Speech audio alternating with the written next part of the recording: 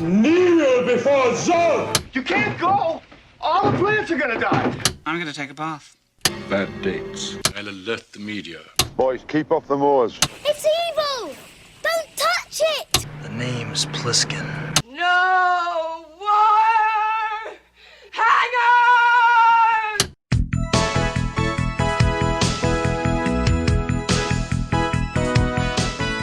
Welcome to Vintage Video, where we're rewatching the 80s so you don't have to. We'll be reviewing every major film release of the 1980s in chronological order, overanalyzing what you've seen and spoiling what you haven't. I'm Patrick O'Reilly. I'm Jesse Bayless. And I'm Richard Wells. And today we're discussing The Legend of the Lone Ranger, released May 22nd, 1981.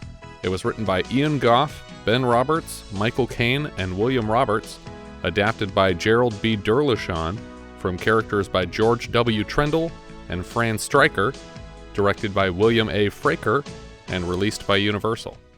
I like that William A. Fraker is like almost a combination of William Riker and Jonathan Frakes. That's good, yeah. He's right in between them. Also, always encouraging to see four writers' names on the script. Oh, yeah. But it's always good to see Michael Caine. Yeah. Which Michael Caine is it? I'll never tell, because I'm not sure. The character of the Lone Ranger premiered on a radio program in 1933. It was the invention of either series writer Fran Striker or WXYZ Detroit station owner George W. Trendle, who have shared the credit since the show's inception, though both owe a debt to the creators of Zorro, who predates and closely resembles the Masked Hero. That makes sense. The first actor to play the role on the radio show was a man named George Stenius, who quit to pursue screenwriting as a career and succeeded wildly under the name George Seaton, eventually winning screenwriting Oscars for The Miracle on 34th Street and The Country Girl, both of which he also directed. He's also responsible for the scripts of Marx Brothers films A Night at the Opera and A Day at the Races, as well as an uncredited draft of The Wizard of Oz, and more recently the 1970 disaster film Airport, which he also co-directed. Huh. That's crazy. He was writing Marx Brothers movies, and he directed Airport in 1970. I guess I always kind of assumed that they wrote their own movies, the Marx Brothers. I never really thought about it. I think they were based on shows that went on tour, and they would make a movie at the end of the year, but he has the screenwriting credit, so he must have cobbled together everything. Like adapted to screen. Yeah, that makes sense. Voice actor Earl Grazer played the character for the bulk of the series, some 1,300 episodes, but his turn as the Ranger ended in tragedy when he fell asleep at the wheel of a car and crashed it into a parked trailer, dying instantly. In addition to the loss of their friend and co-worker, the producers of the program had a problem to solve, as The Lone Ranger was recorded live 3 days a week, and audiences were well acquainted with Grazer's voice. They found the closest voice they could to Grazer's, and wrote in a 5-episode arc where the Lone Ranger spoke only in whispers and grunts, recovering from a gunshot wound, so that by the time he was speaking again, listeners would already have unknowingly spent 5 days with the new voice. That's a weird choice. The program has since been adapted into books and TV shows and films. It has gone on to inspire, at least in part, other popular characters, most notably Batman, who, like the Lone Ranger, is a wealthy business owner who fights crime using a secret identity, and in most incarnations expresses a disinterest in killing the criminals he pursues. Is he a business owner, the Lone Ranger? In the radio show and the original television series, he owns a silver mine. Oh, okay. In fact, in the entire 22-year run of the radio show, from 33 to 56, the Lone Ranger only actually killed one enemy. 2 live-action serials were produced by Republic Pictures in 38 and 39, starring 2 different actors, Lee Powell and Robert Livingston, as the hero, but his sidekick Tonto is played in both films by Victor Daniels, born Victor Vasquez, and amusingly credited as Chief Thundercloud. You mean like his actual name is like not as Tonto isn't Chief Thundercloud, but in the credits it says Tonto is played by Chief Thundercloud. Okay, just making sure that they didn't change his name in the show. You're saying that they changed his name in real life. Mm-hmm. Okay. His chiefdom was granted as an honorary title, and he has no proven Native American heritage, though he claimed to belong to many tribes. Striker adapted the Lone Ranger character into a series of books, which, together with the radio show, were adapted into a long-running popular television series that ran from 49 to 57, where he was portrayed by Clayton Moore for all but the 3rd season of the series, when he was briefly replaced by actor John Hart. The Lone Ranger's sidekick Tonto was played on the television series, progressively for the time, by an actual Native American named Jay Silverheels, a Mohawk from the Six Nations Indian Reserve in Ontario. I say appropriately because the Lone Ranger's business, in the radio program and subsequent adaptations, is a silver mine. So Silverheels is the perfect choice. And that silver mine provides him with all the cash he needs and an endless supply of silver bullets. Ah. In 1954, Jack Rather bought the rights to Lone Ranger and immediately set about preparing a film adaptation. The first couple feature-length Lone Ranger films were completed in 1956 and 58, titled The Lone Ranger and The Lone Ranger and the Lost City of Gold. Both were based on the television series and starred the TV actors Moore and Silverheels. Long after the television series had ended, Clayton Moore, the actor from the series, continued to book public appearances as the Lone Ranger until in 1979, Jack Rather, the new rights owner, filed a restraining order against him. He was worried that Moore's appearances would devalue the character as he was putting together plans for the 1981 adaptation. Well, that's stupid. Yeah, and That's I think pretty awful most of people him. thought he was a monster for doing this because they Yeah. still respected Clayton Moore as the Lone Ranger. Of course. I can't not imagine any studio nowadays, taking an old property and telling the people, don't make appearances as this because you're going to, ruin the character. Yeah, That's can you imagine, ridiculous. Warner Brothers telling Adam West that he couldn't show up with the Batmobile Right? for, public Yeah. appearances? It's ridiculous. The court's decision was quickly appealed, and Moore was again allowed to appear in costume as the character. It turned out the public battle with beloved television actor Moore just pissed people off, and it would have been better to ignore him. Yeah, totally. He arranged a distribution deal with Lou Grade's AFD, Associated Film Distribution, but the company was tanked by the failure of Raise the Titanic last year, and Universal wound up distributing.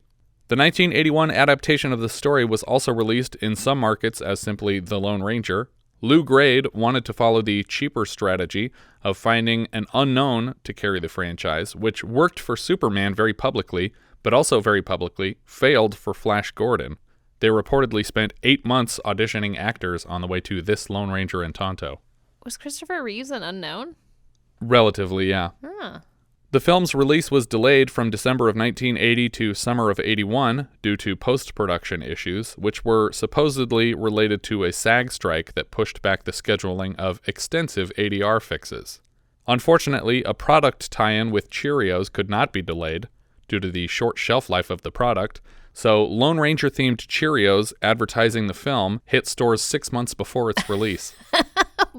I thought you were going to tell me that they managed to put Cheerios in this movie. And I'm like, I don't remember them eating breakfast. No, all the British characters are constantly saying, Cheerio!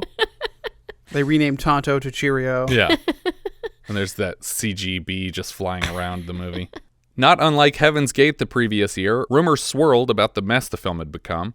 Reagan, a close friend of producer Rather, was supposed to appear in person for the premiere, but covertly arranged for an assassination attempt so he could cancel. Clever.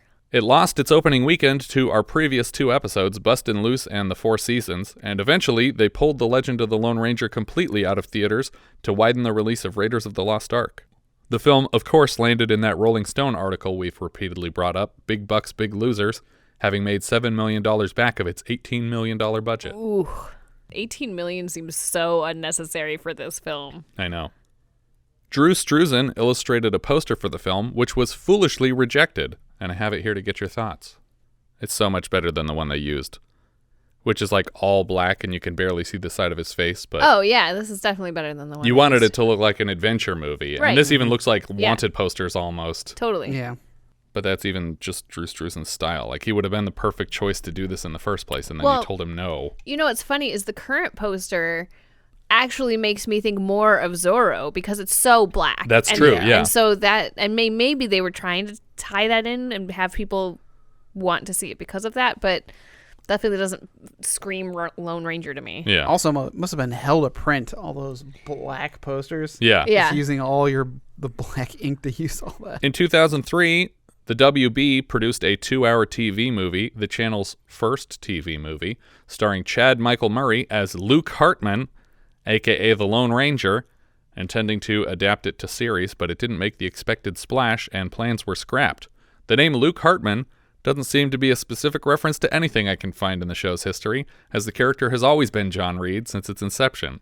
So did they just not even look up what the character was named? Or did somebody just name it after their kid? Or is it supposed to be after the Lone Ranger? Like the Lone Ranger is gone, like a Master taking up Zorro? the mantle of Maybe. Lone Ranger, and it's a new person. It's just the same story. His brother's still named Dan. So they kept Dan, but Yeah. they changed. It's like when they changed Quaid's name in Total Recall, Yeah. because the original character's name was Quail in the book. And they changed it to Quaid. They changed it to Quaid, but then when they remade the film with Colin Farrell, They changed it back. no, they didn't. They kept Oh, that's Quaid. weird. Why remake it? So it's not an adaptation of the book. It's a remake of the previous movie. No, it was supposed to be a closer adaptation of We Can Sell It to You Wholesale. But they But didn't they- call it that. They No. also took Total Recall as the name. Yeah. Well, that's kind of like what they did for the new version of this movie, because the Army Hammer Johnny Depp one is very much a remake of this one, as opposed to a retelling of the other one, because that Silvermine stuff isn't in there. That's true. He's a lawyer again. Well, it probably would have been introduced in the third or fourth films, which never happened. Didn't happen. Yeah, fair enough. Other changes to the 2003 WB version included the introduction of Tonto's hot sister, Elope, presumably spelled elope, and the fact that he has no qualms with killing people, but Silver keeps getting in the way of his bullets to prevent him from shooting people. Wait, I just realized what you're talking about. This is the one that I walked in on you playing, and it was like, it looked like a teen movie. It looked like it came out Like in a the wild- mid-90s, but it was 2003. Oh my god. Oh boy. Yeah, I mean, it was All it was Dutch like, angles and pop music. I know, and I was like, is that Eric Von Detten? No, it's not, but it could have been. Yeah. Very easily. The WB version was written by my good friend Stacy Title, who I worked with for all of 4 hours operating video assist on the set of Snoop Dogg's Hood of Horror, and she for sure does not remember me. But she was always very kind, and she also directed a great film called The Last Supper that I recommend checking out if you haven't seen it. Ron Perlman, Cameron Diaz, good stuff. In 2013, the story was adapted again by the writers and director of the first Pirates of the Caribbean films, starring Armie Hammer as John Reid and Johnny Depp as Tonto. The villains of this version were played by William Fichtner as Butch Cavendish and Tom Wilkinson as railroad tycoon Latham Cole. I love Fichtner as Cavendish. He's great. Oh my god, he's so creepy looking. It actually really reminds me of some of the character design that you also see in Rango. Like, Sure, just yeah, sort yeah. of like the really gritty. It's the same director, right? Western stuff. Rango was Verbinski, wasn't it? Yeah, Yeah. Verbinski. Oh, did he do the Lone Ranger too? I'm pretty sure, because he did Pirates of the Caribbean. I don't know. Bringing it up. Yep. Oh, Yeah. cool. Yeah, well, I mean, the aesthetic is definitely in line with, I mean, Yeah, that makes Pirates sense. as well as I love Rango. William Fichtner in almost everything. Yeah. And the only times where I don't really care for him is 100% not his fault.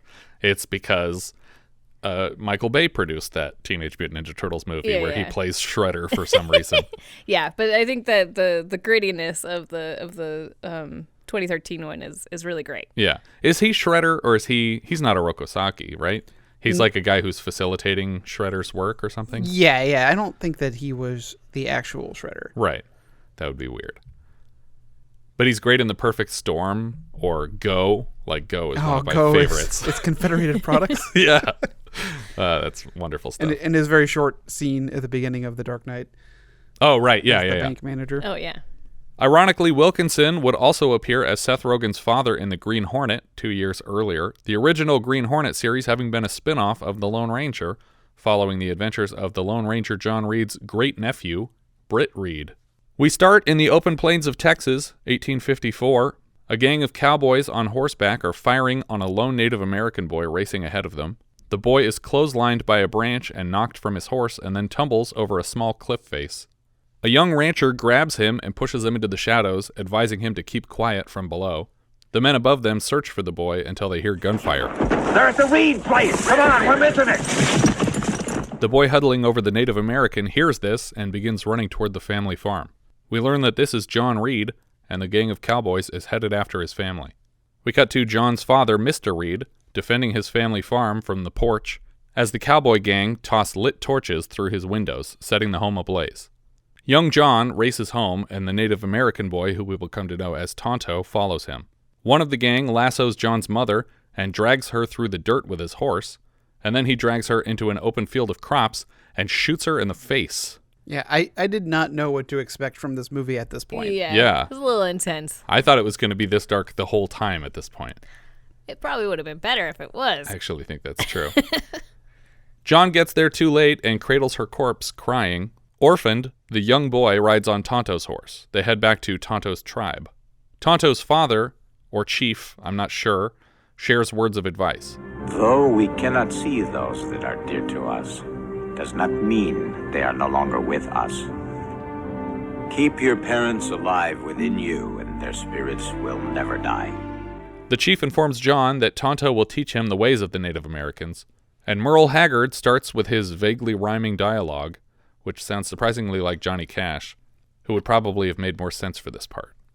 Yeah, I really don't like this. Yeah, neither did Merle Haggard, apparently. The legend started simply, just a boy without a home, taken in by Indians, but still pretty much alone. He had to struggle with strange customs and his own fears from within. He learned the wisdom of the forest. He learned the ways of the wind. He learned to paint with all the colors of the wind. No, that's not what it says. Now I gotta leave your version in here. We get a montage of John learning various Native American skills like fishing, hatchet throwing, hand-to-hand combat, and archery. We get some sort of a contest where adult Native American tribesmen are throwing spears from horseback into big straw targets. John and Tonto try their hand and fail miserably. As John picks himself up from the dust, he notices his much older brother Dan approaching. They hug tightly, and Dan explains that John will stay with their Aunt Martha in Detroit. He begs to stay with Dan, insisting he belongs in the West. We get a quick Blood Brothers moment with Tonto, where they slice up their palms and press them together. Tonto gives John a necklace. From this moment, wherever you go, whatever you do, you will always be Kimosabi. Which he then translates to trusted friend. Yeah, so I Googled that. Technically, there is no agreed upon translation for the phrase, and the consensus seems to be that the word actually came from a camp founded in 1911 called Camp Kimosabi near Lake Mackinac in Michigan, which was uncoincidentally run by the father-in-law of James Jewell, director of the original Lone Ranger serials, who actually filled in voicing the titular character for an episode. First of all, Mackinac. Mackinac. Second of all, Like a Mackinac peach? there was, and now I gotta look it up again because I figured There's a whole list of like, this almost sounds like this other word. Okay, that yeah, means no, this. that's what that's what I found was basically like it's a rough translation of this Native American word, meaning brother or friend or whatever it is. But the fact that the camp was literally called Camp Kimosabi and it was run by the father-in-law of the director of the show makes me think that that's definitely where it came from. That right, but what I'm saying is that the camp title might be a mistranslation of an actual Native American word because there's plenty of that going around the Midwest where we bastardize Native American words for our own usage. But yeah, I think none of the it could have been this word or it could have been this word make any sense in the context of none of them are anywhere near trusted friend in terms of the translation. We cut forward in time a couple decades to a stagecoach, the Wells Fargo Overland, racing through the desert. We get a taste of Merle Haggard's official theme for the film, The Man in the Mask. The legends tell of one who tried to fight for all the rest. His name unknown, a stranger alone, the man in the mask. I actually like the song. I don't care for the talking throughout the film, but the song I kind of like. I could do without the whole Merle Haggard part. I can see what they were trying to do. Like, there was a lot of Westerns that had, like, these weird ballads. And I think that these narrations were part of the show, like the original radio series, but they didn't rhyme like this and they weren't musical. Yeah, I think that's the part that bothers me is, like, I don't mind the voiceover in general because I think that does harken back to, like, a radio play type of situation, but I think the fact that it sounds like a children's book bothers me. Exactly, yeah. Well, there's a James Coburn movie called Waterhole Number 3. And all throughout that film, there's a repetition of a song that's supposed to be echoing themes. Yeah. And that's what this whole Merle Haggard thing reminded me of. Yeah. Before she can even take her seat, the carriage races off and she nearly falls in the lap of a handsome stranger. As they ride, she tries to read a book, but eventually asks to trade seats with a passenger facing the opposite direction, uncomfortable reading while moving backwards. The handsome gentleman, who introduces himself as the adult John Reid, is the first to offer his seat. She's a wonderful writer, isn't she? Are you familiar with her? Well, actually, I prefer Century of Dishonor. I haven't read it. Well, you should. Helen Hunt Jackson is the author of these books. The one the woman is reading is called Glimpses of Three Coasts, but the man's recommendation, Century of Dishonor, is about the plight of the Native Americans, suggesting that John Reid is particularly sympathetic to the Native American causes. The man sitting beside John is headed west to sell his new invention, sunglasses. Now, apparently, when they told Clayton Moore that he couldn't dress as the bandit when he went places, he instead bought a pair of these big wraparound sunglasses that looked almost exactly like the mask that the Lone Ranger wears. Like the glasses that they give you after like cataract surgery? Right, exactly. And he would walk around wearing those because he's like, well, they told me I can't wear the mask, so I'm wearing these now. So they invented this random character who sells sunglasses so that they could kill him off to just be like, fuck you, Clayton Moore. Wow. Yeah. Is that true? Is that I'm really pretty why? sure, yes. Okay, because I kept waiting for the sunglasses thing to come into play. No, I think that was literally supposed to be a reference to Clayton Moore and his sunglasses that he wore. John tells the man that he's here to start an office to practice law. Suddenly, the carriage is being fired upon. One of the stagecoach drivers tries to push his horses harder down the road, while the other fires a rifle over the top of the carriage at their pursuers. The driver kills one of the bandits, and another bandit kills him. One of the passengers admits to having a gun, but refuses to fire it, insisting it's not his fight. I think it is your fight. Because if they kill one more of your drivers, you're in this carriage and you're going to be a prisoner of these people. Eventually, the gunfire enters the carriage and kills the sunglasses salesman, prompting the man with a gun to fire on another bandit, killing him. One of the bandits rides up ahead of the racing carriage and jumps from his horse onto the head horse pulling the carriage. He climbs down to the wooden harness, intending to climb his way back to the coach. Is that his intent? I don't know. I thought his intent was to get to the lead horse to slow them down, and then he fell down, and then he was trying to work his way back to not get sucked under the wheels. Maybe. Does it work? No, that did not work to his advantage. The stuntman here, Terry Leonard, was actually horribly injured during this stunt. His intention was to outdo the famous stunt from Stagecoach, performed by honorary Oscar-winning stuntman Yakima Canutt. Leonard was supposed to slide directly under the carriage, catch onto the back of it, and then be shot off from there. But he lost his grip early, and the coach ran over his legs. He laid perfectly still for a moment, fearing that his legs had been severed from his body, but they weren't, and he made a full recovery. But this also reminded me of Indiana Jones going under the truck. Right. Mm-hmm. Later that year, he would perform almost the exact same stunt, doubling Indiana Jones in Raiders of the Lost Ark. The pack of bandits is down to 2 now, and one of them shoots the last surviving coachman. John somehow senses that they're racing along without a driver and climbs out to the front carriage, pulling the horses to a stop. The bandits pick the carriage clean and even go through the corpses on board for valuables. Their faces are obscured by bags with eye holes cut in them. Do you guys recall the last time we saw that? I'm not going to go through the whole list, but what's the most recent? Happy Birthday to Me. No, not the other one. Bloody Birthday. No. More recently than that. Shit. No, the Elephant Man was older. More recent than that was... I don't know. Which one?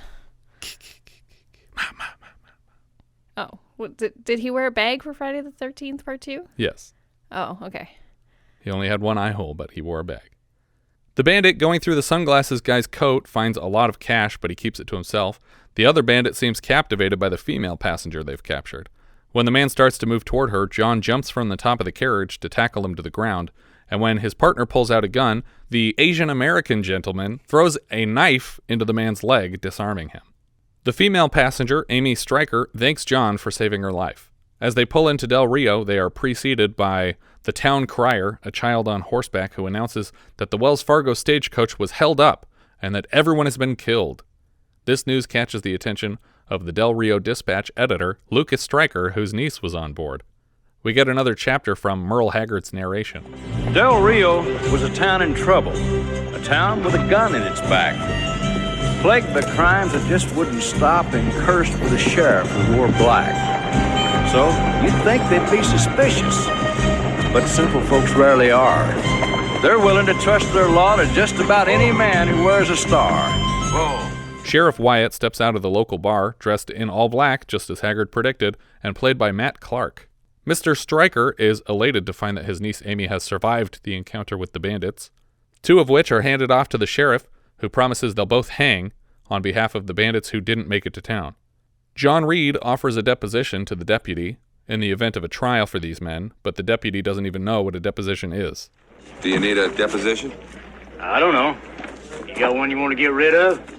Amy introduces John to her uncle Lucas and invites him to a home-cooked meal. Unfortunately, he has to take a rain check because he's due at the ranger post this evening to see his brother Dan.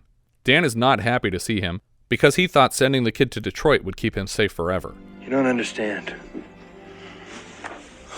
It's still a frontier. It forces you to make sacrifices, to make choices. Your heart can't tell you what to do. Your gut tells you. John assures him that his gut says he belongs here, and Dan, not wanting to put up a fight any longer, gives his brother a big hug. The one he's been waiting for since he got here. We cut to that night, and Danny mentions that his wife took his son and left for Richmond with almost no notice. They don't intend to come back until the West is tamed. Dan here is the grandfather of another hero known as the Green Hornet, meaning that Danny Jr., his son, who is whisked away, is the Green Hornet's father. Dan mentions that his biggest problem in this neck of the woods is the Cavendish gang, and John says those are the men that robbed his stagecoach on the way in. Cavendish don't rob stages. Cavendish robs ranches. Been grabbing land, driving the owners off, robbing, killing, burning. Who is this Cavendish? They're led by a man known as Butch the Butcher Cavendish, who is a major dishonorably discharged from the Union Army. He was court-martialed personally by General Grant after the Battle of Chattanooga. He mentions that General Grant, who is now the president, is planning to make a visit to this territory to hunt buffalo and make speeches. Everybody in the whole town's gonna turn out there and wave little flags at him. Me? I like to piss on him. He's the president of the United States. He's a liar and a drunk. Piss on the president. Piss on the cabinet. They ain't gonna help us out here, you know. In Texas, robbers are outlaws. In Washington, robbers are elected. Isn't that right? Facebook memes, y'all. Like things have not changed. Yeah. I have to assume that even in 1850s, this was a really stale take. Merle Haggard opens another chapter. Butch Cavendish lived undisturbed, waging his private war. And men who made mistakes were simply men he could not afford. Some say he was a monster, and others called him mad. Let's just say Butch Cavendish was everything that's bad. Woof. Oh, God. Great rhyming, kids. Also, I am not a fan of how their fort is built. Like right on a river. Yeah, that's a terrible idea. That is, there's going to be flash flooding and this all going to be gone. Yeah, put it next to the river if you have to. Yeah. But over the river, that's ridiculous. We see soldiers lined up along a river beside a fort, and Butch Cavendish, as played by Christopher Lloyd, addresses his men. He orders the 2 men who survived the stagecoach robbery to death by firing squad. Do you guys recall the last time we saw 2 men executed by firing squad sitting next to each other in wooden chairs in the middle of nowhere? I do. Yeah. Spoiler alert, it was... Breaker Moran. That's correct. Sheriff Wiatt comes around the corner and suggests that these 2 men haven't done anything that he wouldn't do in their position, but Cavendish implies that anything less than complete loyalty and subservience is cause for execution. His whole speech is very M. Bison. Yeah. Like even his cadence is very Raul Julia. Yeah, that's which I think is funny that they'll both be in a movie together later as brothers. Yeah. The men are shot and killed, but we cut on gunfire to fireworks erupting at a nearby celebration of Dia de los Muertos. So that's establishing then the time of year. Yes, we're just after Halloween, the day after Halloween. Seems like an odd time to place this film. Yeah, you should have been wearing the mask yesterday. Oh, that would have been so great.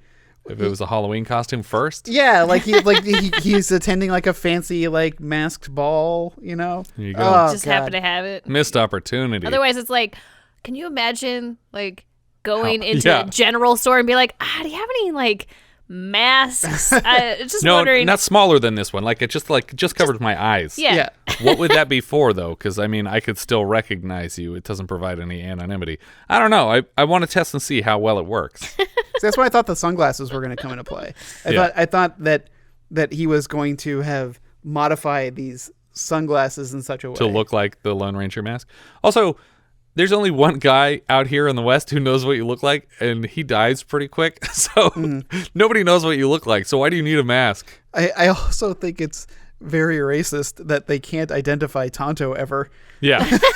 Yeah, he doesn't need a mask because his Native American hood is his mask. It's very upsetting. Wow. Also, isn't the whole point of a superhero wearing a mask to protect his loved ones? Yeah. Does the Lone Ranger have loved ones? Well, he has a secret identity, I guess. I mean, he's got his loved one is his other self. I don't want people to hate me for saving the day. Well, I mean, Superman doesn't have a alter. But he has Lois Lane and his family who he cares about. But Clark Kent isn't protecting that. He's not? No. Then why does he pretend to be a different person during the day? That's the whole question. That's the question that Bill and Kill Bill brings up.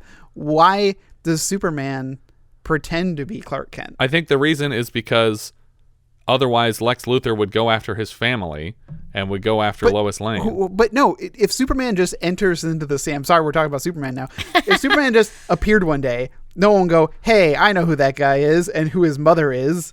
No, but it would just be some guy that showed up. But if Superman worked at the Daily Planet, no, he would. Why does he need to work? He doesn't need to work ever. He's Superman. Are you why is he there? independently wealthy, Richard? Wait, why is he there if he doesn't need to work? He doesn't need to eat food? That's the question. Does Superman not eat food? I don't know if he could fly out to the Arctic and kill a bear and just eat bear. Sorry, you want to live off of polar bear meat the rest of your life? You go ahead. Uncooked polar bear meat? Got a job. What if Superman's a shit cook and he needed pocket change to buy fast food and you're shaming him for having a job? Yeah, but like I get so like in the same vein, we get why Batman has to, because Batman is still running a regular life as Bruce Wayne, right? Yeah. But like this guy is pretending to be dead. Like, I mean, he's trying to make sure that nobody knows he's alive anymore. Yeah. Even the loved ones who he'd be protecting don't know that he's still alive. Right. Like I don't know. What if he has a kid later and he has to convince his kid that he was dead? I mean, he has a niece and a sister-in-law, or not a niece, a nephew, right? A nephew, yeah. A nephew. Who apparently he spends time with on the TV series, Okay. like the nephew. So then maybe he's protecting them by pretending to still be dead, and nobody can see that he's alive and come after anybody. Yeah, but I mean, the whole reason that he puts it on in this movie, well, we'll get to it. Yeah, he's like Racer X. Yeah. From across the festivities, Amy happens to spot John Reid. He walks his brother Dan across the party to introduce him to Amy and her uncle Lucas. John compliments Amy's article about the stagecoach robbery, though he worries that he sounded too heroic in it. He also compliments Lucas's editorial on the Cavendish gang. Lucas takes this opportunity to return to his office to prepare tomorrow's paper. We cut to the offices of the Del Rio Dispatch just as it's being swarmed by masked men. Lucas is there alone and taken hostage by the intruders. Amy and John speak in private, and she says he reminds her of her uncle. He gets her the book that he recommended on the carriage. It seems odd, unless he had it with him. Right, yeah. It seems odd that he would be able to get it in this. I think that is the implication, though, that he did have it, and so like that's. Well, he should have given it to her then. Kind of guy that he has. It was in a box on the back of a carriage being taken over by bandits. I don't care if you're getting shot at. Oh, he was. I do care. He kisses her goodbye, and she's headed off to San Francisco to further her writing career. They really kiss, too. Yeah. It's not just like a little goodbye kiss. It's their first kiss, and it's also a passionate one. And their only kiss? Yeah, I think so. A young man named Hidalgo, the town crier we saw before, but with a bullet wound in his chest, stumbles up to the party and collapses across a table. He manages to mention the Del Rio Dispatch before passing out from blood loss. By the time the local law makes it to the offices of the Dispatch, the intruders have left, but Lucas Stryker has been hung from the rafters. John hops on a horse with his brother and a few other men, and they race off, following the tracks of the murderers. 6 rangers are moving through a rocky pass and pause for a quick break. John seems paranoid as he scans the rocks above for any sign of trouble. As they continue down the trail, they reach Bryant's Gap. Ranger Collins agrees to take the lead as a scout. Dan brings up his son and the possibility of a visit for Christmas. A surefire way to get yourself killed. Oh, it gets worse. He can't wait for John to meet him. Dan takes this moment to unsuspiciously read his last will and testament to Brother John. If anything was ever to happen to me, I want you to check on him for me. Nothing's gonna happen to you. If it was gonna happen, it would happen a long time ago. John agrees either way to keep track of his kid in Dan's absence. In the calm before the storm, Dan presents John with the badge of Texas Ranger. What's this for? It's for you. Can't be shooting outlaws without it. They see Collins moving far ahead of them, and he waves them up a hill, but as soon as they start to follow, we see the Cavendish gang all swarm into place, with Gatling guns and rifles and such. Collins must have made a deal with these men because there's no way he doesn't see them from this angle. Dan suggests a retreat the moment his gut tells him something's wrong, but it's too late. The men are all in the Cavendish crosshairs, and Butch gestures to his men to begin the assault. They start by pushing trailers overloaded with gunpowder from the tops of cliffs, causing massive explosions that jostle the rocks and scare the horses of the Rangers. They try to race away through the ensuing dust clouds and find themselves in the path of the Cavendish gang Gatling guns. Very quickly, the whole pack of Rangers are shot from their horses, including Dan and John. One of the Rangers gets his foot caught in the straps around his horse, and he's dragged for a moment before breaking free. It's always scary when that happens because it never looks on purpose. Oh, you think that it wasn't an intentional stunt? I don't know if it was or not, but it doesn't look like something I would tell a stunt guy to do. I feel like these horse guys do a lot of crazy stuff like that. John and one of the older Rangers are backed against a canyon wall firing on the Cavendish gang as the older guy rattles off his Ranger cred to John. He ends his life story by informing John, All those years, kid, I learned one thing. What was that? It ain't the bullet that gets you.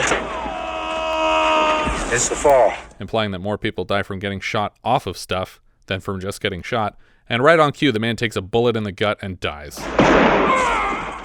Sorry, it was just that quote, it's not the bullet that gets you, it's the fall? Mm-hmm. Yeah. It doesn't make any sense to me. Well, I think he's saying that when people get shot, they die from like falling off their horse or from falling off a cliff or from falling off a train after getting shot more often than they die from the bullet wound. Oh, okay. I mean, I just thought it was like I thought he was joking because that's like that's not how the quote goes. How does the quote go? It's not the fall that gets you, it's the landing. Oh, okay. Or it's the sudden stop. It's the sudden stop. I wanted to just say, the saying goes, 2 in the hand is worth 1 in the bush. It's like, no, that's backwards. No, I'm just like bullets and falls I don't think go as hand in hand as what I assume this. Those are the 2 things that killed everyone in the Wild West. Either falls or bullets. That's all there was. What it should have been was, it's not the bullet that kills you, it's the fall. And it's not the fall that kills you, it's the sudden stop. Okay, and it's not the sudden stop that kills you, it's the shitty doctors we have out here.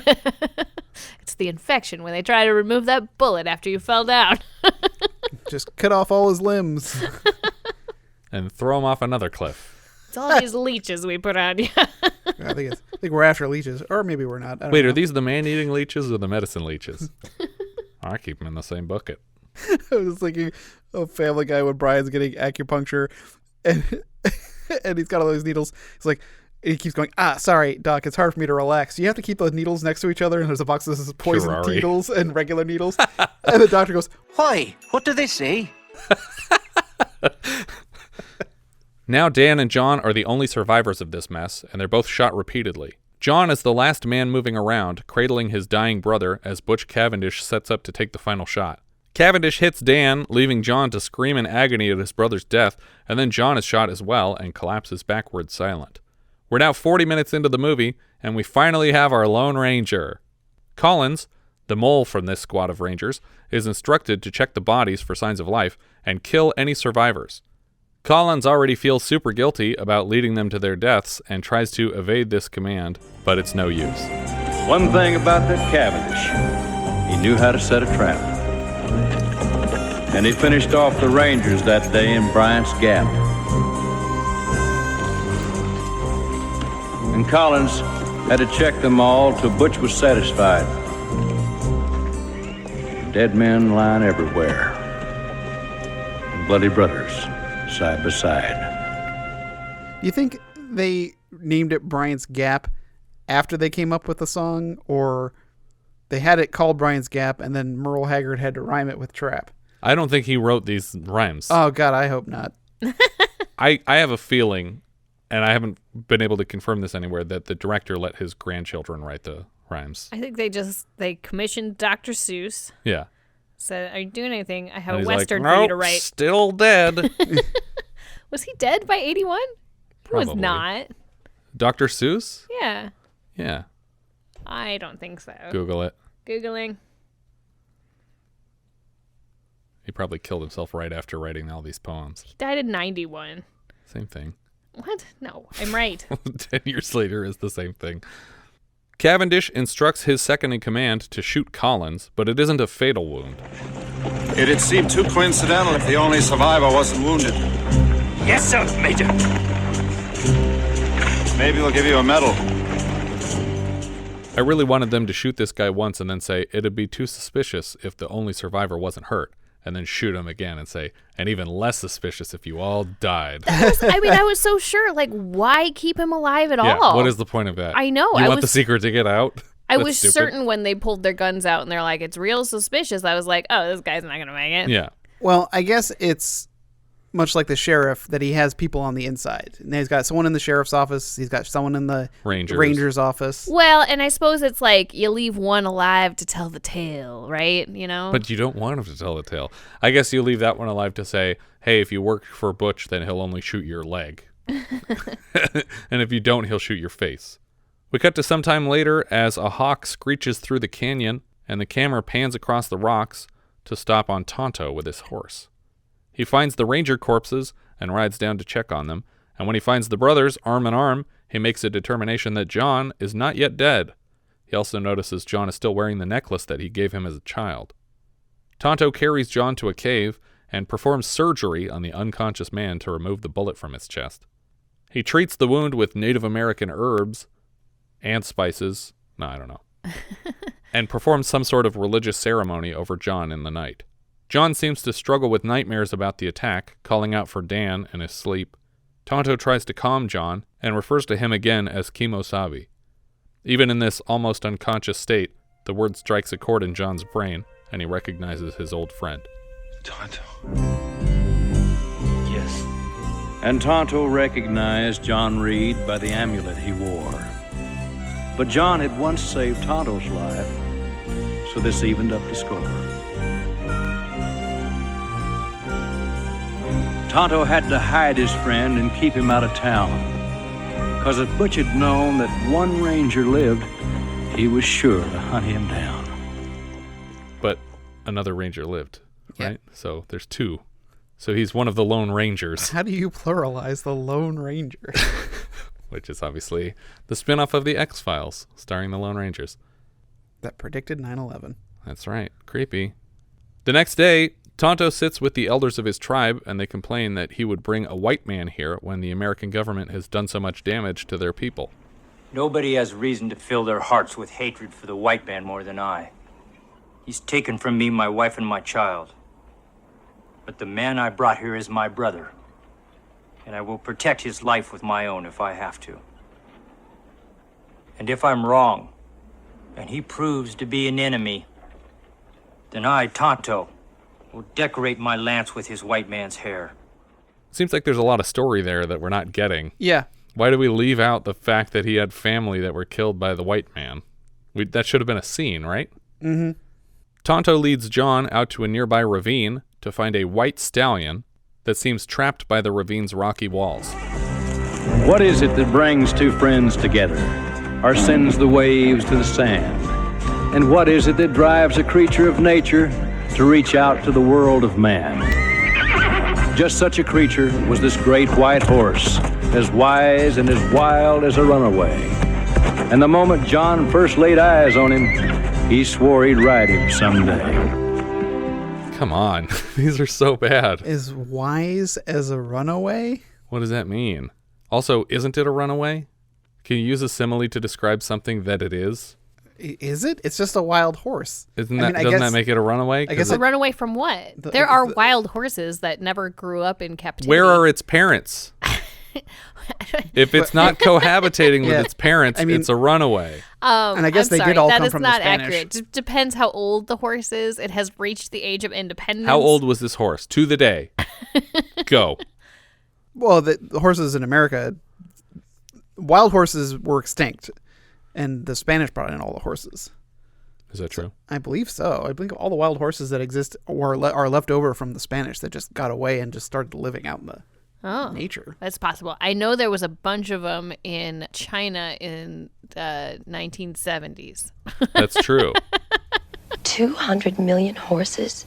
There were that many horses in China in the late 70s, Kathy. Yeah, early horses were extinct in North America, but when the Europeans came over, they brought them all over, and the ones that got away or ran off in storms and things like that just made lives for themselves. Okay, so it's like made lives for themselves. I picture them like applying at a fast food place. It's the American dream. Yeah. Sorry, I don't have any money. Can I clean plates in the back? You're a fucking horse, dude. Get out of here. Just licking plates clean. It's a handicap. Dropping it on the floor. All right, that's all the plates. We can close up. No, sir. I don't like it. John and Tonto build a ramp with branches to help the horse escape the ravine, and it races off ungratefully into the distance. We cut to some time later, and Reid is trying to shoot at targets. He's no good. Maybe you need a bigger target, like a sleeping buffalo.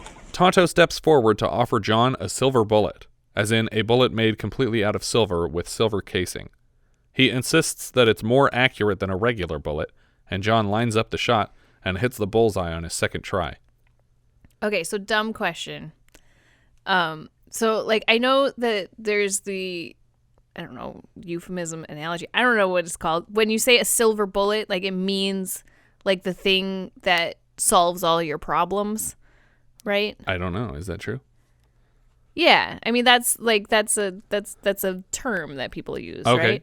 I was just wondering if that was something that existed before the Lone Ranger, if it comes from the Lone Ranger, or if it comes from like, I don't know, werewolves. Yeah, I think it's just something people say in like highly trafficked werewolf areas. Well, I think I've brought up before that silver is like notoriously bad for certain creatures of myth. Yeah. It affects vampires too, right? Yeah, vampires don't like silver. That's why they don't have reflections. Because early mirrors were just polished silver backings. Which is why that doesn't make sense anymore. Is correct. Because they don't use silver for that.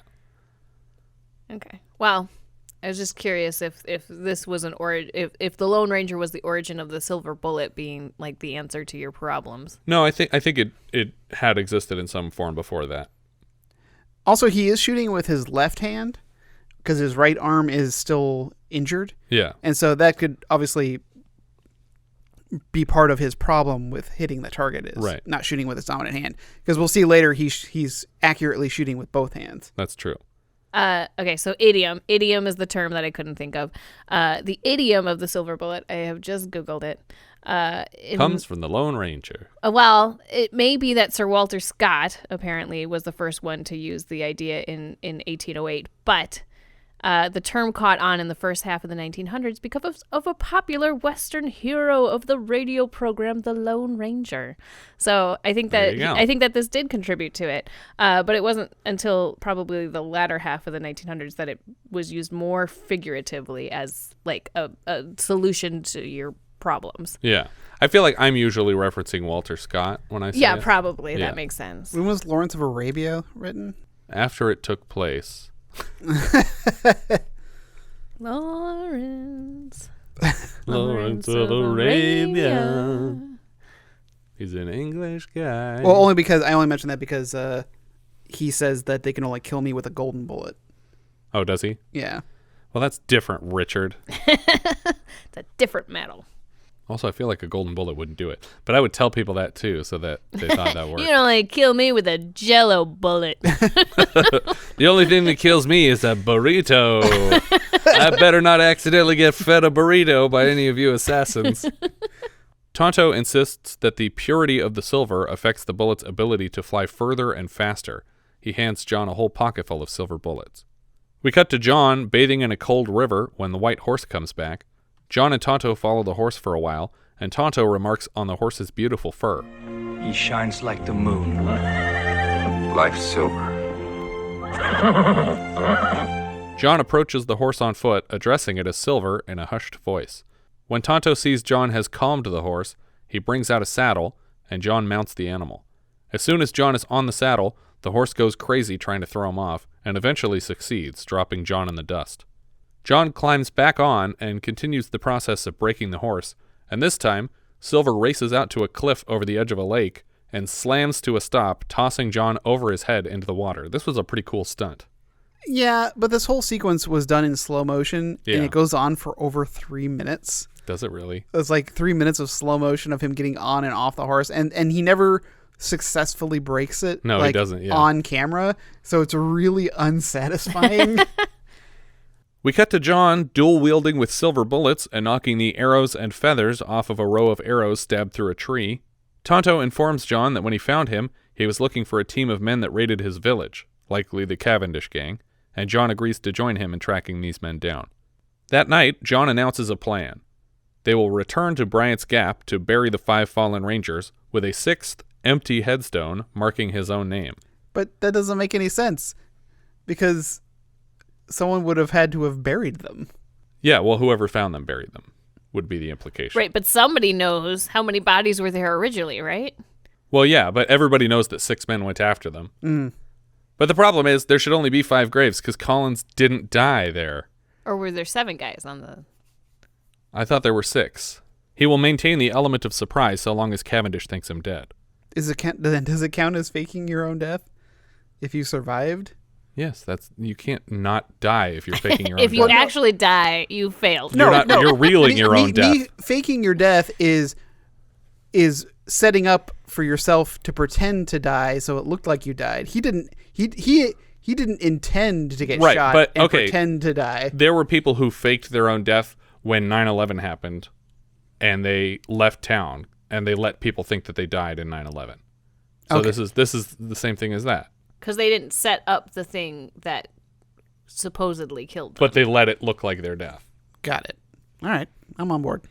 We cross-dissolve to John as he speaks to his brother's grave, promising revenge. He turns around for a dramatic reveal of the Lone Ranger's iconic mask, and the William Tell overture strikes up, which served as the opening and closing theme to the original series.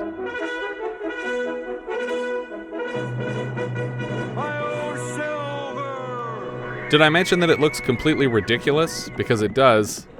And the whole reason they cast this guy is because they said that the mask didn't look stupid on him. Great reason.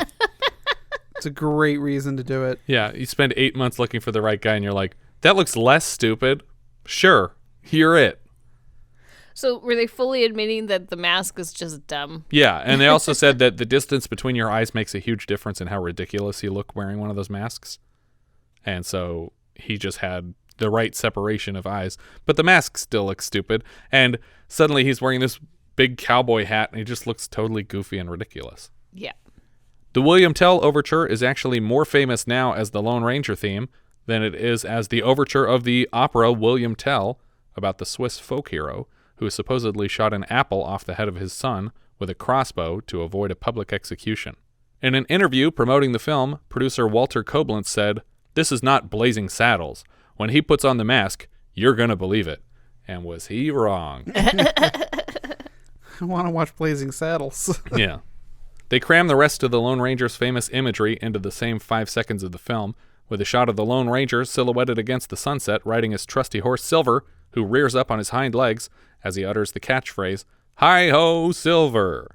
The Lone Ranger and Tonto race past Vasquez Rocks, and we see them in profile for a slow motion shot, but because the background is just sky, it looks very fake. There are now 38 minutes left in the film, and the hero we've been waiting for is finally taking shape. Haggard introduces the third act. Now John Reid was just a memory. The masked man had taken his place. But that doesn't mean his heart wasn't touched when he saw Amy Striker's face. Amy had stayed to do her uncle's work and to keep his dreams alive. But unless the masked man could find Cavendish, true justice would never survive.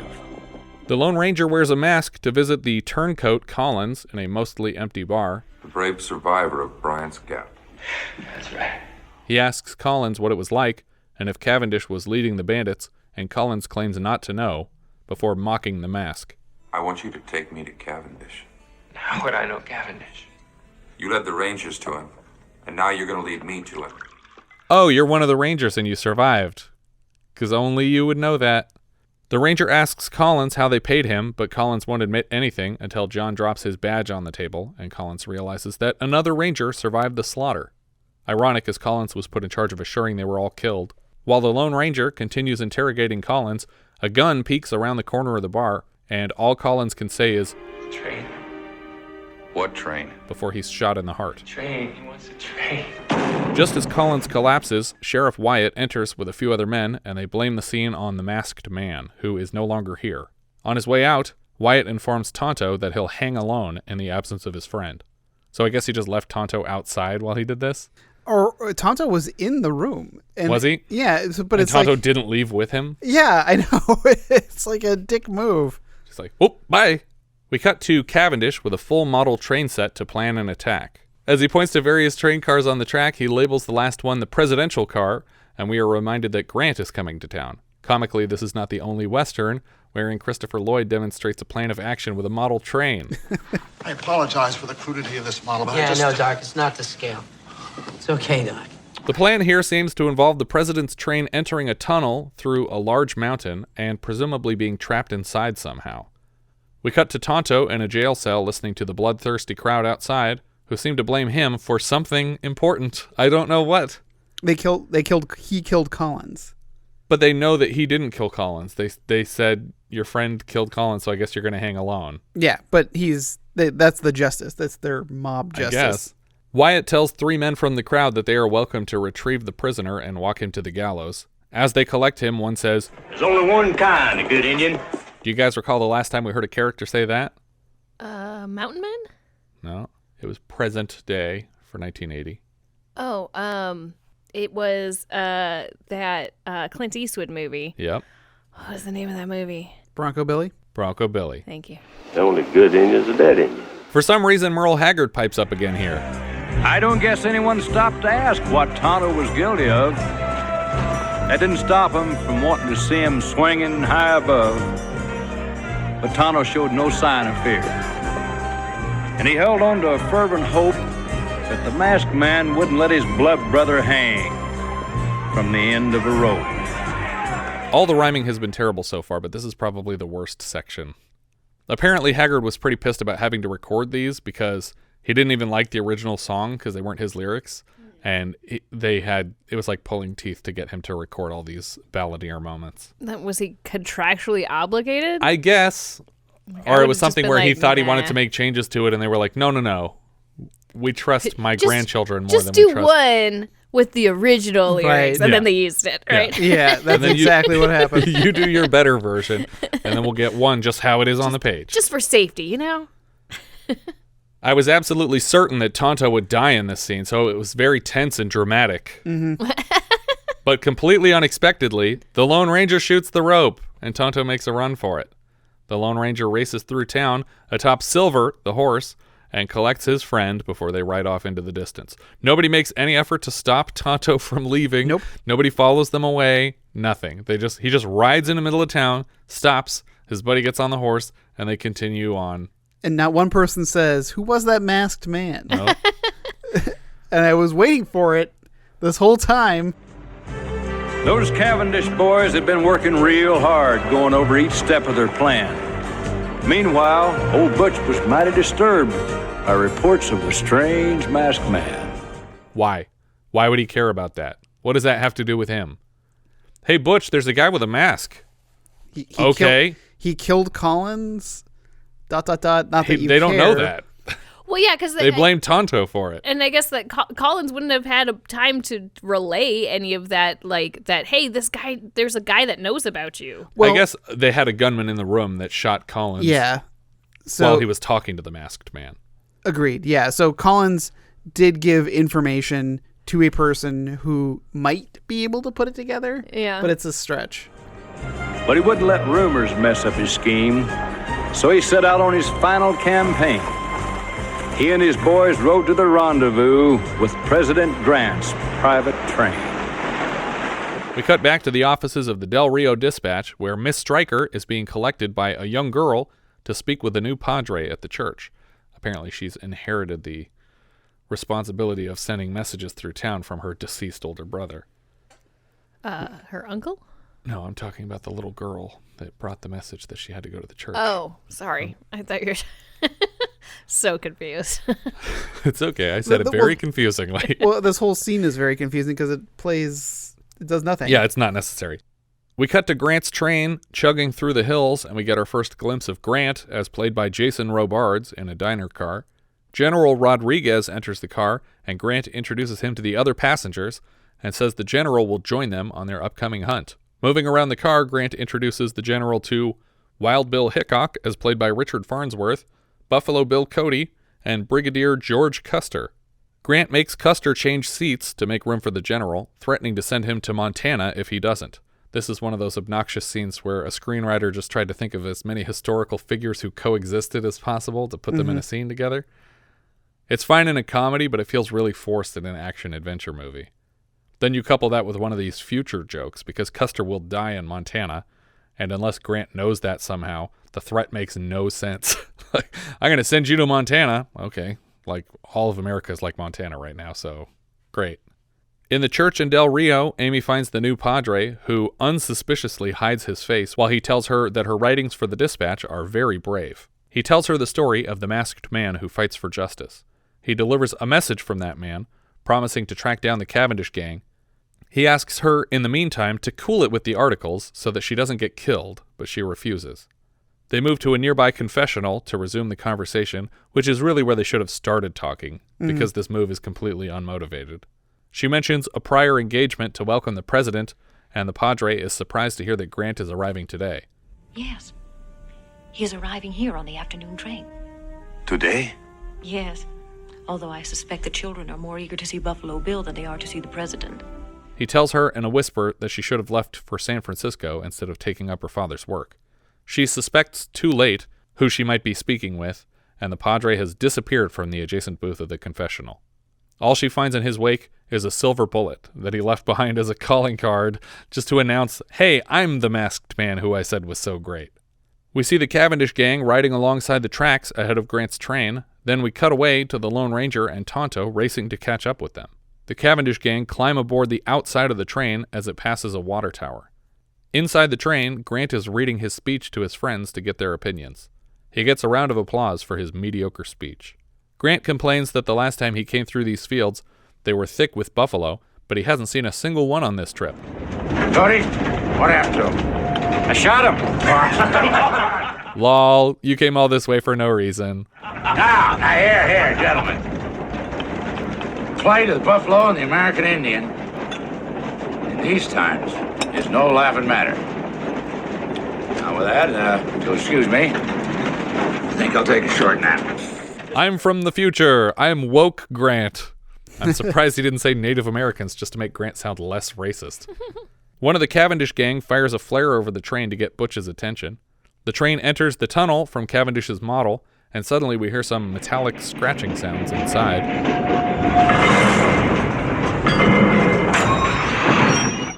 The last train car, the president's car, rolls backwards out of the tunnel.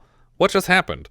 I mean, I get that they disconnected the president's car, but how did they shove it in the opposite direction so fast? Well, they're on an incline. It would have to be a pretty steady incline for the thing not to follow the train out of the other side of this rock. Also, how did they know that the president was in that car?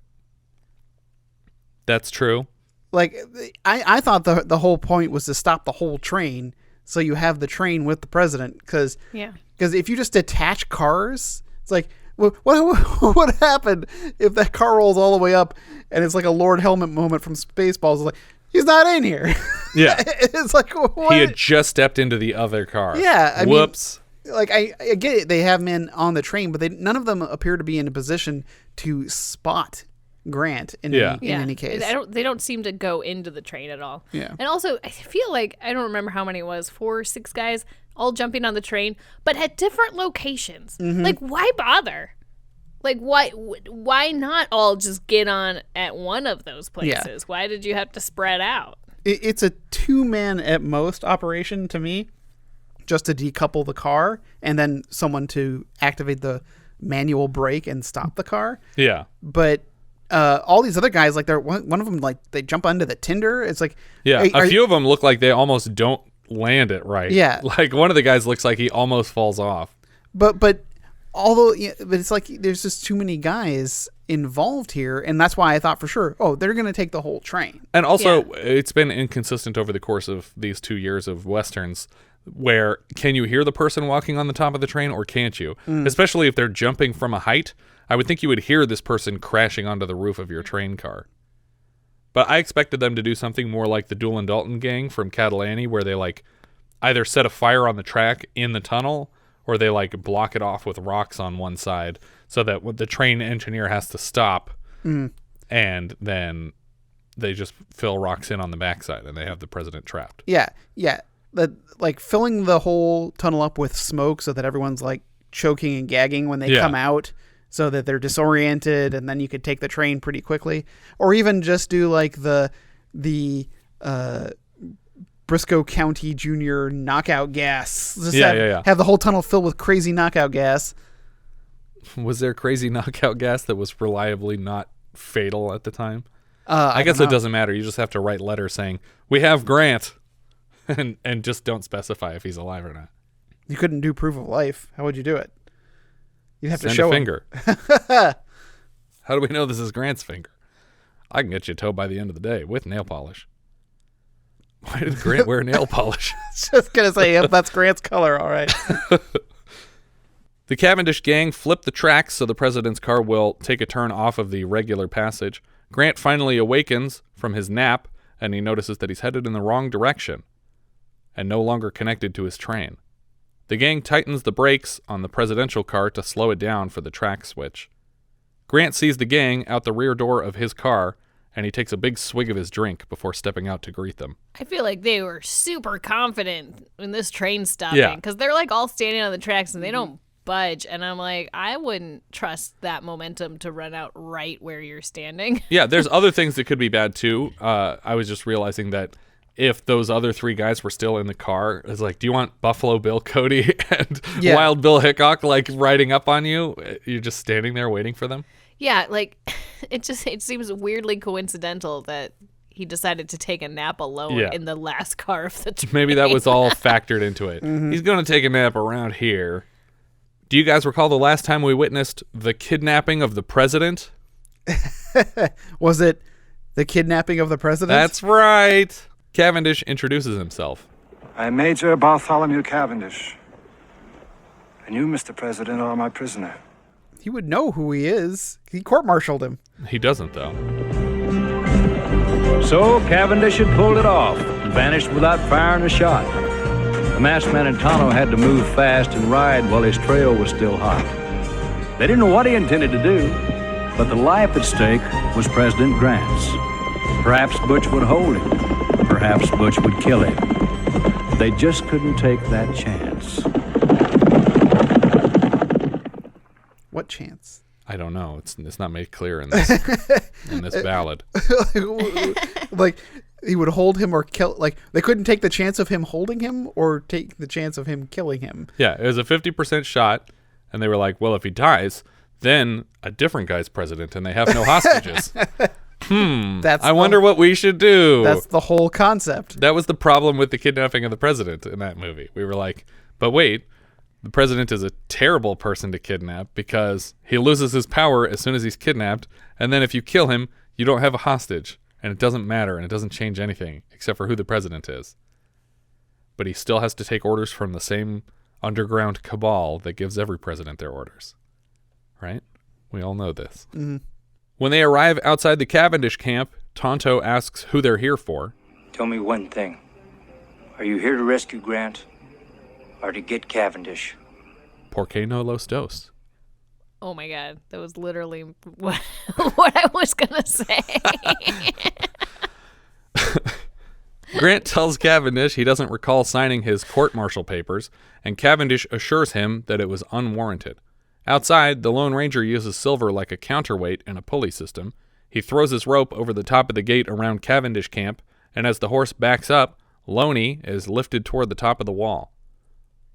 Loney climbs down the other side. I'm sorry, I can't keep saying the Lone Ranger. Butch finally reveals his wish list to Grant. You in the United States will notice my country, the Republic of New Texas.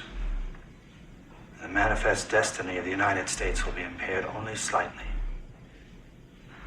Major Cavendish, you are a diseased son of a bitch.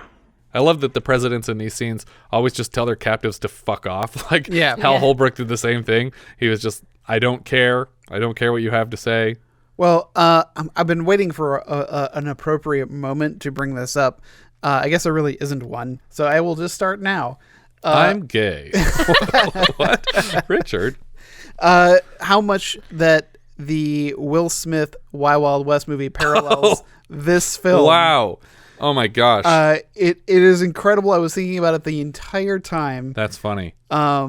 It's all train based and yeah. So both plots involve kidnapping Grant in order to hold him hostage to get territory. Right.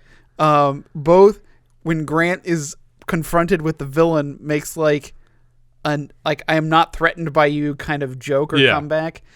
Buddy picture with two guys. We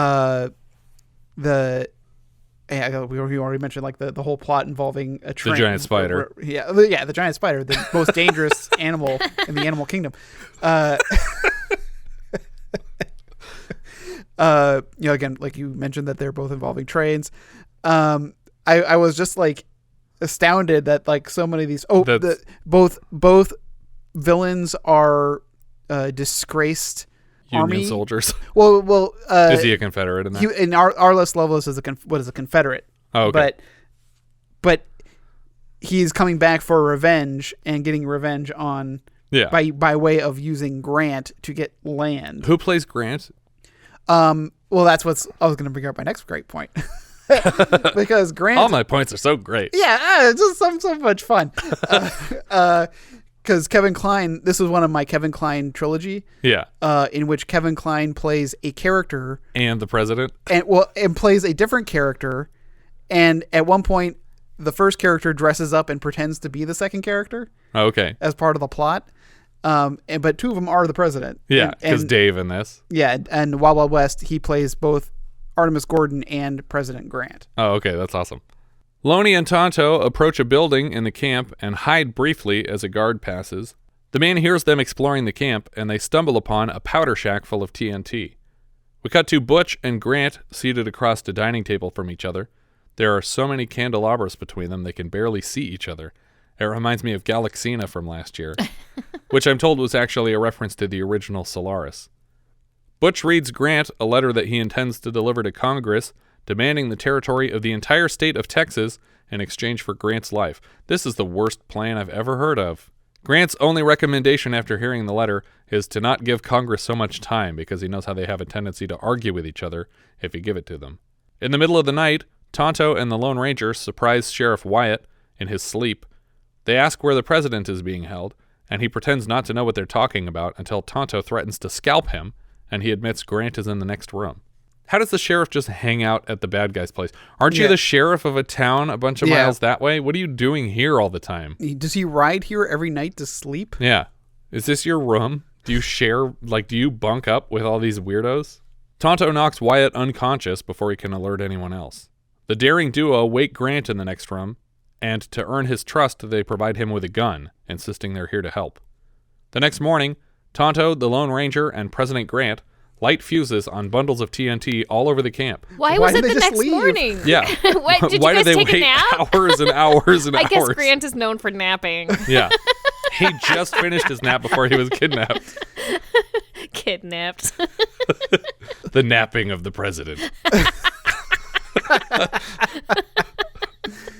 all I can think of is they wake Grant, and like they're waiting outside Grant's door, and it's like, what is taking him so long? He's just like, sorry, I had a lot of water at dinner. They open the door and they just find him in a chair, like, he fell asleep again. It's not like it's like the wee hours of the morning. No, it's like it looks like almost the noon. Middle of the day. And there's only one fucking guy outside, like from the gang. Yeah. But there's 3 idiots just running around in just wide open spaces, lighting the fuses on all this TNT, and the one guard doesn't notice them. The rate at which these fuses are burning Yeah. is like They're really like 3-minute fuses. Like I realized that, like I was like, oh okay, yeah, you're giving yourself enough time with this fuse to light like 2 or 3 of these, and then they light like 10 of them. I'm like, there is not that much time on these fuses. Is this even TNT? Are you guys lighting candles all over the park? And the one in the box that's going down the river. Yeah. Tonto even lights some fuses on small rafts that he releases into the river that runs through the camp for some reason. Tonto releases the gang's horses, and somehow a lookout notices this, but not the escape of their lone captive, and he rings a bell to get everyone's attention. Grant starts shooting at the lookout, and the guy seems really interested in continuing to ring the bell, considering there's bullets shooting past him and the wall is exploding all around him. It's like, dude, let go of the bell. They heard it already. Down. This reminds me of the Zelda game. You know, we were talking about that earlier. I was like, oh, you gotta shoot the guy that's blowing his horn on the top of the thing.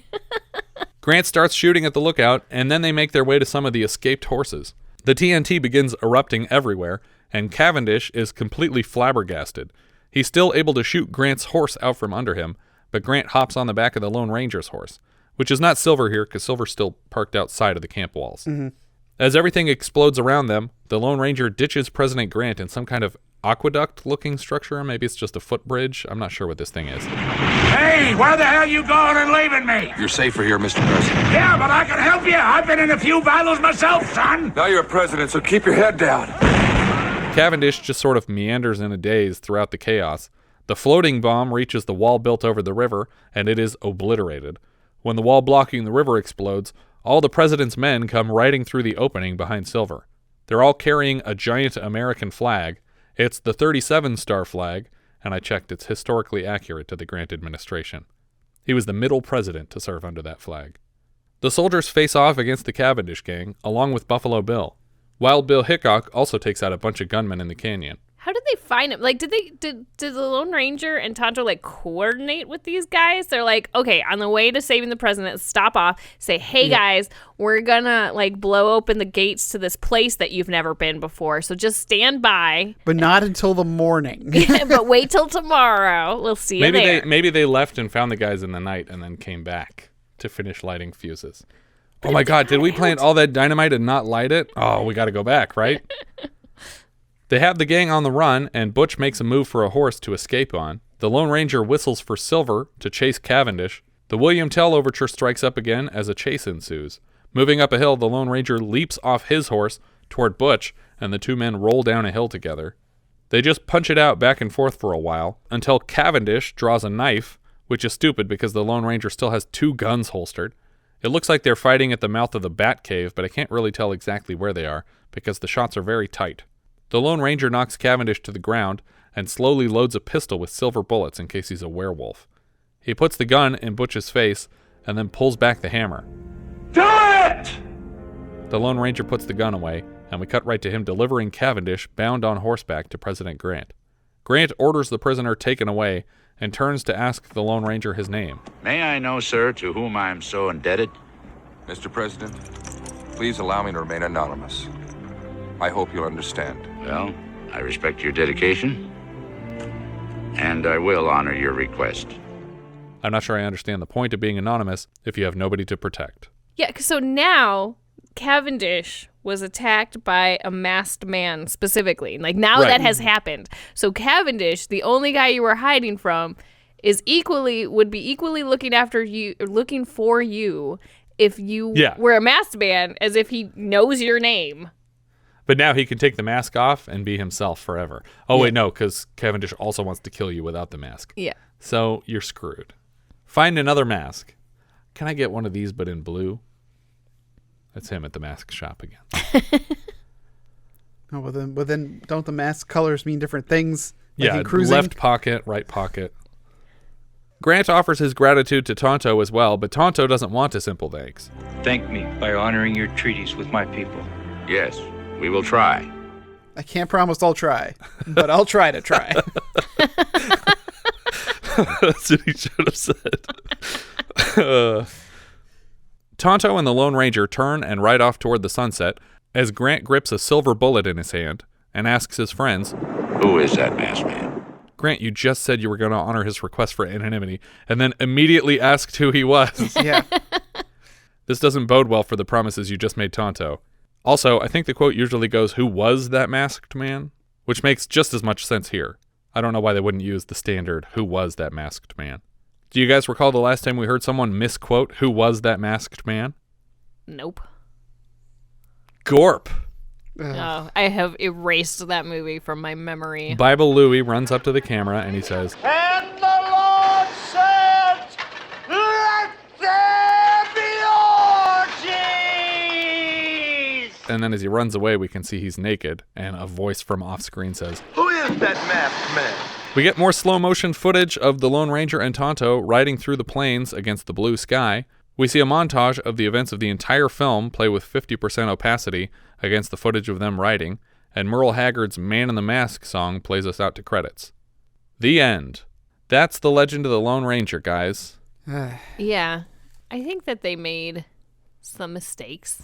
I definitely prefer the 2013 one to the 1981 one. For sure. I have not watched that. Is it? I liked it. Is it worth watching? You know, I It's slow in the middle.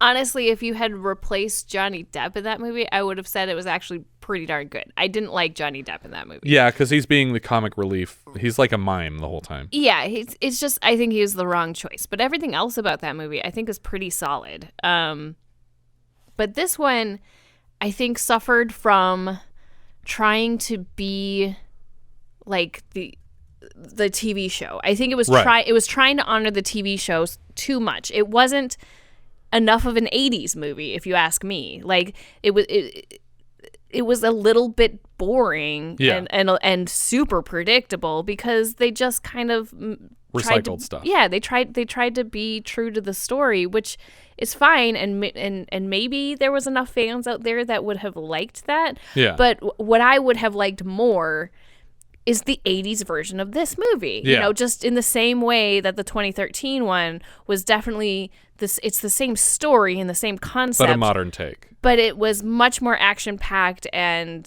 and gritty and real and all of those things that this one wasn't. Yeah. Yeah, I feel like if you'd ask someone, hey, did you hear they're making Legend of the Lone Ranger based on the TV show? Can you guess how that would go from one scene to the next for the entire plot? It would be like, yes, and I will get it completely correct. Yeah. And they tried to like up the ante and make it more interesting by having them kidnap the president when it should have just been like a town at stake, because the fact that it's the president is completely irrelevant. It's just kind of, oh, we had him for almost 12 hours and then you got him back. Good job. But if you had told me that this was literally a recycled plot from the television show or from the radio, I would have 100% believed you. I'm like, yeah, of course it is. This is totally like this week on the Lone Ranger, the president's coming to town. Like I would have believed it. Yeah, it probably is. I watching this movie, I thought a lot about the Antonio Banderas Mask of Zorro. Okay, as far as bringing older characters to life. While that plot was different in that it's older Zorro handing off the mask to a younger person to play Zorro. Right. The stakes are not as big as the president. It's this gold mining slave labor thing that's going on. Yeah. But I feel like that progression of becoming Zorro was a much more interesting progression than the Lone Ranger, because he's not a gunman. He's not like he had combat training when he was a child, and then he went to Detroit and presumably became an attorney and intended to fight his battles with words and legislation. So the montage of him now, I can shoot again. It's like, could you shoot before? I don't remember you being able to do that. Yeah. But like, that seems really weird to have the character both be known for silver bullets and also not wanting to kill people. Yeah. What I don't What understand. is the point? What is the point of being so great at shooting if you're always shooting around people? Yeah, if you're not shooting at people. I mean, I guess you Or used just it to threatening like them. cut Tonto down from the gallows. What if they're but- silver bullets because they actually are really terrible at shooting? Like they're very accurate, but they don't even break the skin because they just flatten out. Well, Like then the idiom is wrong. Well, I mean, silver isn't as soft as gold, but it is a softer metal than what bullets are made out of. Well, lead's pretty soft, Yeah. isn't it? But it's very dense. Yeah, it's heavy, but it's soft. Yeah, that's true. Anyway, yeah, this movie is not as good as even Flash Gordon last year. Like, I love Flash Gordon, and I feel like that does what you're talking about, where it really embraces the 80s in a fun way. For sure. That's totally, and I think that even if it wasn't a like beloved movie at the time, making this movie in the 80s fashion probably would have made it a cult classic. Sure, at least. if it were campier than Exactly. it is. Yeah. Exactly. Totally. And I think that you could have embraced that style, but they were, it just felt like it felt like a TV movie. It just felt bland. I actually blame the directing a lot, because so many of these scenes are so weirdly composed, and like you have this wide west to play with, and there's so many shots that are really, really tight where you don't even get, and they clearly shot in Monument Valley, but we never just get a straight on shot of like the classic wide shot of Monument Valley with all the buttes. And even from there on, it's like always really tight where there's like one rock formation or the corner of one in the background. Some of the stuff in Bryant's Gap looked pretty cool. But outside of that, everything is so claustrophobic. Every room they're in is tiny. Well, and I think it was a big miss in terms of like character development, caring about these characters, because we don't get.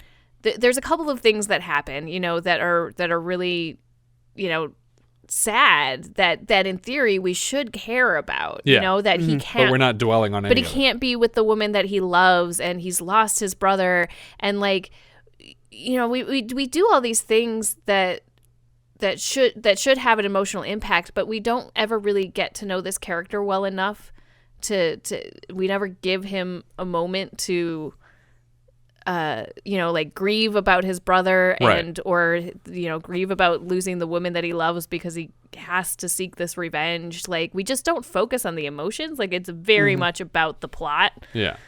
The plot is very problematic to me in that even if the president agreed, signed over a document saying that you own Texas, you don't have the force to hold it. Right. Like, you're going to let Grant go because he said you own Texas. He'll go back. He'll bring in the entire army and take Texas back from you. Yeah. Also, it's no loss to lose Texas. I think we'd be okay. Yeah. Let Texas go. But with the Wild Wild West movie, the threat of being able to hold the territory that they were taking is very real because he's got the 100-foot tall giant mechanical spider that shoots rockets. Right. I mean, like, which made perfect sense. Yeah, for the time period. Like, I fully believe that Dr. Lovelace would be able to hold the territory with inventions like these at his control once it was surrendered. Now, how much of the U.S. was he asking for in that film? Oh, he was asking for pretty much like the Louisiana everything. Purchase. Yeah, so why not just attack Washington D.C. with these things? Yeah, and just say, "There, I took over the country." He was giving the original 13 colonies back to the British. He was giving Florida back to Spain. What is he getting in return for these deals? Are they providing everything? So yes, so he had made backroom deals with the British royal family, the Spanish royal family, Mexico. He was going to give California, Texas, all that back to Mexico, and so he's just getting like the flyover states to hang out in. Well, no, Louisiana Purchase is going back to France, and then he's getting the Pacific Northwest. From it's just like, this is the price I paid for Oregon. And those nations would be reestablished in this new world. Interesting. That is the plan. And like I said, like it's a crazy plan. It's a supervillain plan, but I believe that he could pull it off because he has the Force. Yeah, well, supervillainy works really well with crowdfunding. Yeah, I guess. But Cavendish, with his army of maybe 20 men, he's going to hold the entire state of Texas under his control. Well, Texas is notoriously unarmed. They had laws at the time that you were not allowed to not have a gun. So I don't really get the follow through of this plan. Yeah. They went too big. They went too big. And I feel that they should have cast a name as the Lone Ranger. Right. Yeah, I think that's the biggest lesson, is that if you wanted us to care about this person from the get-go without writing a reason for us to care about him, then he needed to be an actor we already knew. Because I'm not going to care about a stranger that much right off the bat. But it's a thumbs down for me. Oh, yeah. Thumbs down. Yeah, it's a thumbs down. I have nothing further to add. Letterboxd, what are you thinking, Jess? All right. I have it at 38 out of 67. Okay. It is below Nighthawks and above Death Hunt. All right. Richard? No, I'd rather watch that. All right. I have it at number 41, which puts it below Going Ape, which I would rather watch, and above The Nesting. All right. I have it in 32 out of 67, which puts it below Eyewitness and just above Bloody Birthday. Oh, here's another question. What is the point of the Amy Striker character? Other than to name a character after the guy who created the thing? She, like, you called her the love interest, but she's only the love interest for the length of one kiss at like the 13-minute mark. And that's what I'm saying is the problem is, like, that's definitely the role that she's supposed to be playing, and there's supposed to be a sense of loss, I think, because he can't be with her because of this choice that he has to make. But we don't really get that storyline developed. Yeah, I feel like it doesn't come across at all. Like, she might as well have been any other woman he's ever been on a carriage with, because obviously they're all going to fall for him because he's dreamy, and then he's going to kiss them later with a book. Yeah, that's why I don't like this whole unmarked grave plot. I think... I mean, that's the original story. The unmarked grave thing. Oh, is it? Okay. Yeah. Yeah, because, like, I think it would have been interesting to, or at least have the town, saying, like, oh, we couldn't find the bodies, or no one's willing to go out the bodies, so we just have these graves here. And have her, like, mourning over his grave just for a moment. Well, this probably suffers from being an origin story movie of something that was meant to be a serial. Like it was meant to develop slowly over time, and they only did the first sort of the introduction of the Lone Ranger. Like, how did he come to be? So, but they just took too long with it. Yeah, we didn't. And it get wasn't any entertaining enough. Yeah. See, again, that's why I feel like The Mask of Zorro is a much more entertaining film with a minor love story. It's a little weak, but it's fine, and I feel like there's much more. You're much more invested in what the villains are doing. There's like mini boss battles. Like it's like oh, I want to kill this guy and this guy. It's like there's a lot going on in that plot, and I feel like that there's not enough in this plot. Yeah, it would have been way more interesting to sort of come in later in the Lone Ranger's story, like, and we just get glimpses, flashbacks of his origin, and really quickly to catch us up for those of us who didn't know. Yeah, and if we didn't know, it could have been like a twist where you're like, oh God, he was one of those 6 Rangers that died, and it turns out he didn't die.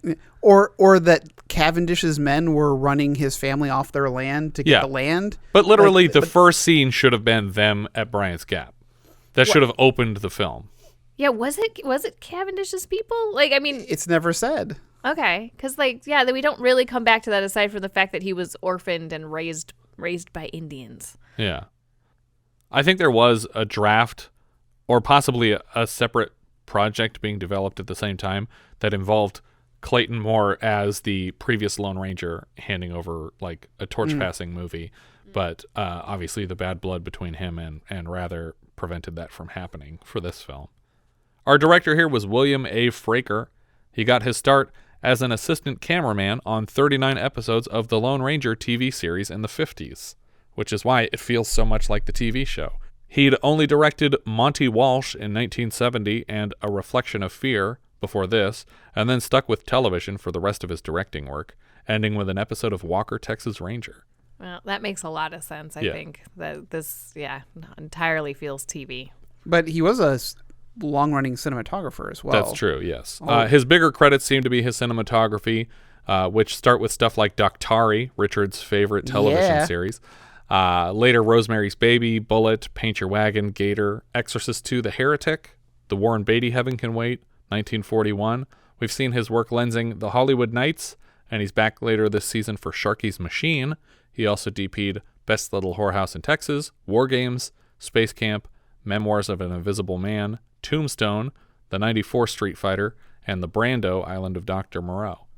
I mean, there's good stuff in there. I'm wondering why this one didn't look as good as some of that stuff. Because he wasn't the DP on this. Yeah, I guess. You're too focused on directing. Too busy. Writer Ivan Goff, together with co-writer Ben Roberts, he served as the creator of the TV series Charlie's Angels. They also worked together on Mannix, and way before that, they co-wrote White Heat with James Cagney in the late 40s. Writer Michael Kane, so far we've reviewed his work on Smokey and the Bandit 2 and Hard Country, as well as MacGyver episode Bitter Harvest. Later this season, he also writes Southern Comfort, a title I will for sure confuse with Hard Country from then on. He also wrote some dialogue for Jaws 3D and the script for All the Right Moves. Writer William Roberts wrote The Magnificent Seven. After this, he wrote Bronson Vehicle 10 to Midnight and an early draft of Major Payne. The adaptation was by Gerald B. Derloshon, and this is his only credit. Characters came from George W. Trendle. His credits are mostly Lone Ranger and Green Hornet related. His favorite songs were the William Tell Overture and The Flight of the Bumblebee, which became the theme songs of his two creations, the Lone Ranger and the Green Hornet, respectively. The other character credit goes to Fran Striker, who has all the same credits as Trendle. The music here was from John Barry, and like I said, I like the music. I like the main theme, and I like the music throughout the film. Obviously, Barry is best known for the iconic Bond theme. We've heard his work now in Raise the Titanic, Somewhere in Time, Touched by Love, and Inside Moves, and he's back this season for Body Heat. He won 4 Oscars for composing the scores of Born Free, The Lion in Winter, Out of Africa, and Dances with Wolves, and 1 for a song in Born Free. He also won a Razzie for his score to this film, which is total bullshit because the score is fine. The lyrics here that Merle Haggard didn't like singing were written by Dean Pitchford. Most of his credits are soundtrack credits for writing the song Footloose from the movie Footloose, which he also wrote. He wrote all the songs for Fame last year with Michael Gore, for which they won an Oscar. He also wrote Let's Hear It for the Boy and Holding Out for a Hero. Singer Merle Haggard was the balladeer. Apparently he plays himself in Wag the Dog. Obviously he's a popular country western musician, and we also saw him as himself last year for the first Clint Eastwood release, Bronco Billy, taking a 5-minute break as a fight broke out in a bar. Cinematographer Laszlo Kovacs, he has a long list of credits we've discussed previously in reviewing his work on Heartbeat and Inside Moves last season. He later DPs Ghostbusters and Multiplicity, but he has 80-some credits on major films, so he's a huge DP. I just didn't really care for the lighting in this movie. And maybe it's not even the lighting. It's very soft lighting, which I feel like I would want more contrasty. Well, again, I feel like that might be trying to be more like the television show. Sure. So, like... I think it might have worked with different direction, but I really don't like the framing for anything here. Yeah. Editor Thomas Stanford, he edited Jeremiah Johnson, West Side Story, and something called In the Cool of the Day, which bizarrely came out 4 years before In the Heat of the Night. Producer Jack Rather, he was the producer of various incarnations of Lone Ranger and Lassie, after buying the rights to each with a fortune earned in the business of petroleum. Another producer credit for Sir Lou Grade. Grade fully admitted years after the film's failure, quote, "The mistake was not dispensing with the legend in 10 minutes and getting on with the action much earlier on." That's what I said. That's true. Grade so far worked on Saturn III and Raised the Titanic from what we've covered. He also produced a few Henson projects, specifically The Muppet Show, The Muppet Movie, The Great Muppet Caper later this season, and later The Dark Crystal. As a result, he has a Muppet named after him, Lou Zealand. Oh, yeah, the guy that throws With the a fishes. fish, yeah. Yeah. Clinton Spilsbury plays the Lone Ranger, John Reid. This is his only feature film appearance. He was originally signed for a 3-picture deal, but must have just been paid out of it. Not unlike Sam Jones from Flash Gordon last year, the pressure of being an unknown thrown into such a high-profile role weighed heavily on Spilsbury. Throughout production, he allegedly spent a lot of time in bars, starting fights with people, allegedly slapping a waitress. Also like Sam Jones, Spilsbury's voice was entirely dubbed over by James Keach when filmmakers were disappointed with his line reads. On set, he demanded that his lines be shortened and also insisted that the shot be filmed in sequence to accommodate for his lack of experience. After this film, John Derek, producer husband of Bo Derek, was running down the list of famous stories in which he could cast his wife naked opposite a handsome man and settled on Adam and Eve, and he wanted Spilsbury for the part, but the project could not be financed after Lone Ranger's failure. In a contemporary interview with Andy Warhol, Spilsbury described romantic relationships he'd had with Bud Cort and fashion designer Halston. Michael Horse played Tonto. Do you guys recall the last time we discussed a man called Horse? With negligible acting credits to his name, he worked primarily as a silversmith, which obviously fits the character well. He went a lot further than Spilsbury after this, most famously as Deputy Tommy Hawk Hill in David Lynch's Twin Peaks. He also voiced Peter Mazza on Gargoyles, among many other voice acting credits. Yeah. And he is of Apache descent. Christopher Lloyd played Cavendish. We've seen him so far in The Black Marble, Schizoid, and quite recently in The Postman Always Rings Twice, but this is his biggest role so far by a long shot. He's Doc Brown, he's Judge Doom, Professor Plum, Uncle Fester, you know this guy. Matt Clark played Sheriff Wiatt. He was Roy Purcell in Brubaker last year, and a very similar character in Ruckus last year. We'll see him again later this season in An Eye for an Eye. He reunites with Christopher Lloyd for another Western, Back to the Future Part 3, in 1990, in which he plays the bartender. He's also the Secretary of Defense in The Adventures of Buckaroo Banzai Across the Eighth Dimension. Juanin Clay played Amy Stryker. The character name is clearly a reference to the writer of the original series, and she was also Pat Healy in War Games. Who's that, Richard? What's this? Sorry, I missed this person. Who is this? Amy Stryker. Pat Healy? Oh, is that his mom? No, Pat Healy is the assistant to Dabney Coleman's character. Oh, okay. Jason Robards played President Grant. We just saw him in Cabo Blanco, as well as last season in Raise the Titanic and Melvin and Howard, in which he earned an Oscar nomination as Howard. We always call out his work in Magnolia and 1,000 Clowns as standouts among his extensive filmography. As far as presidential roles, Robards has also played Lincoln, Roosevelt, and fictional President Richard Monkton in Washington Behind Closed Doors. John Bennett Perry played Dan Reid. He's Arthur Stanhope in George of the Jungle and a Secret Serviceman in Independence Day. He's back later this season in Only When I Laugh, and he also plays Richard Whitman, the father of Matthew Perry's Alex Whitman in Fools Rush In.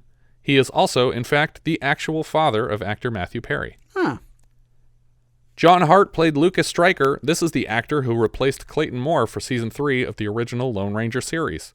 Clayton Moore had declined the cameo due to all the legal actions taken against him by producer Jack Rather, and clearly Moore had the last laugh. Hart also appeared as the Lone Ranger in a 1970 film called The Finks, and an episode of The Greatest American Hero.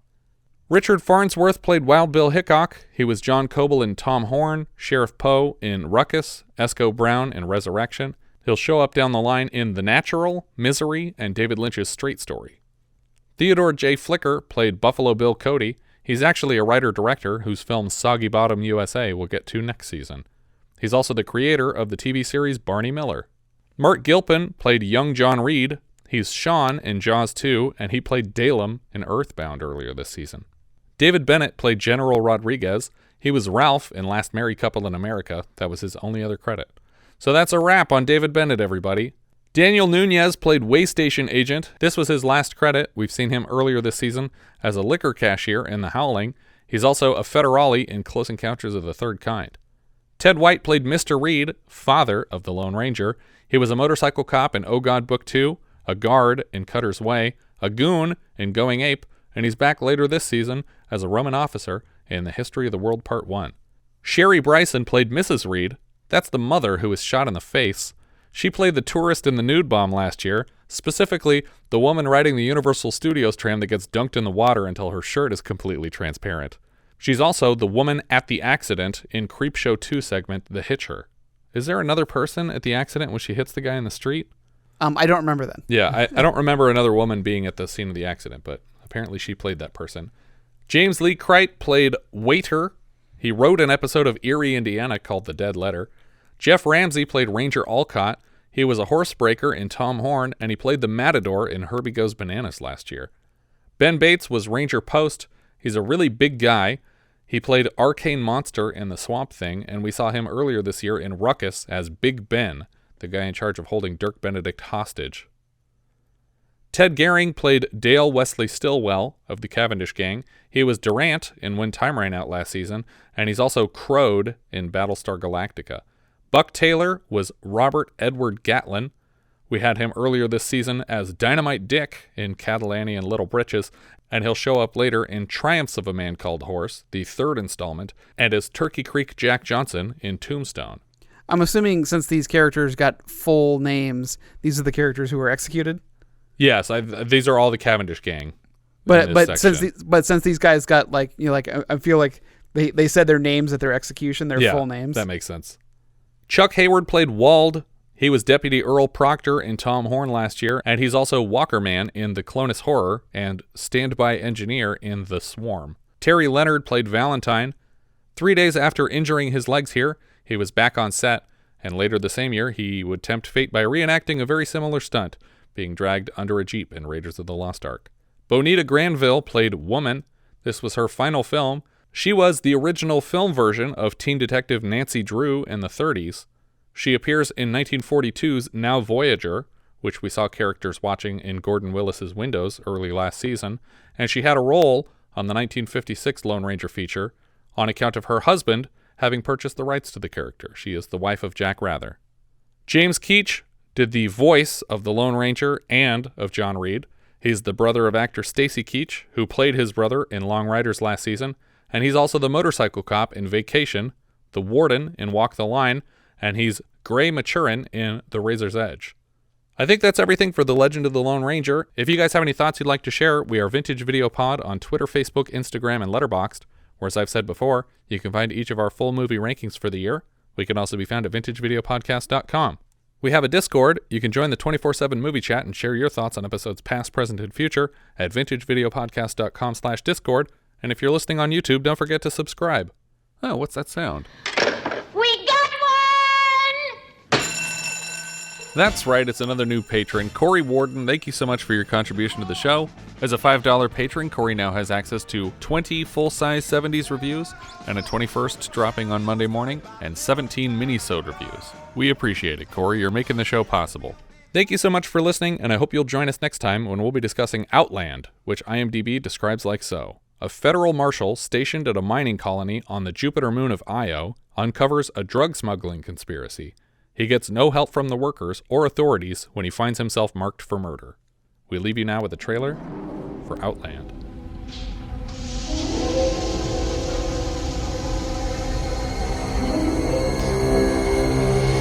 In a mining town on the second moon of Jupiter, something deadly is happening.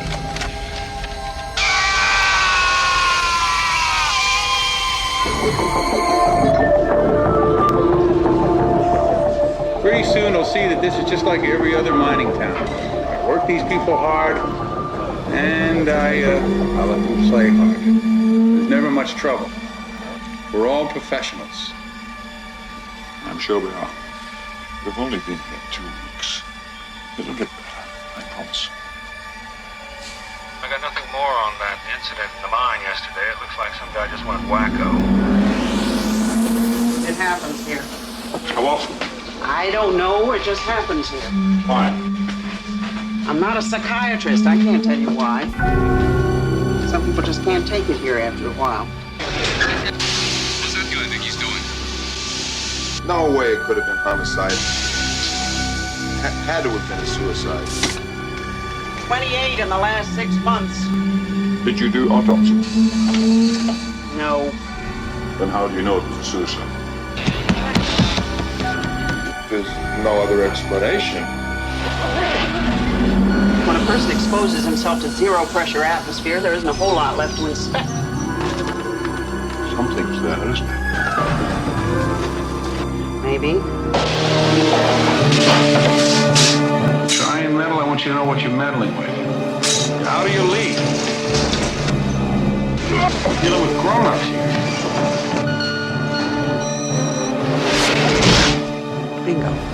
Marshall, you're dead. If you're the kind of guy you're supposed to be, you wouldn't stick around. That's why they sent you here. Maybe they made a mistake.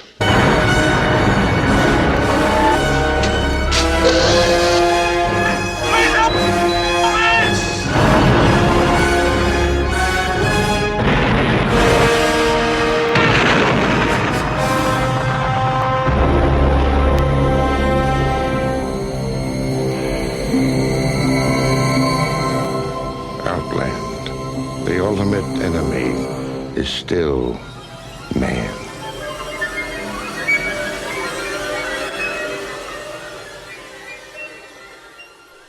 How do you say Haggard's first name correctly? Merle. Merle. I Like think I said girl with an Merle. M. Merle.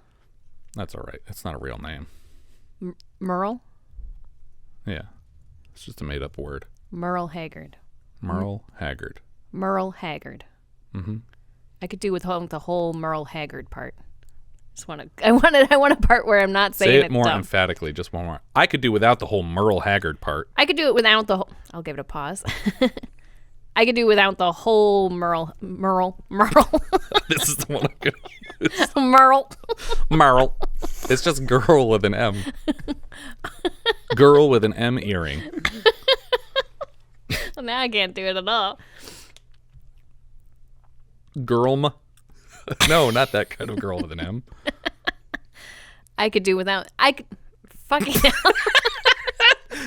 I could never be an actor. I could do without the whole Merle Haggard part. Perfect. Oh my God, sweetie. Fuck off. I felt it in my bones.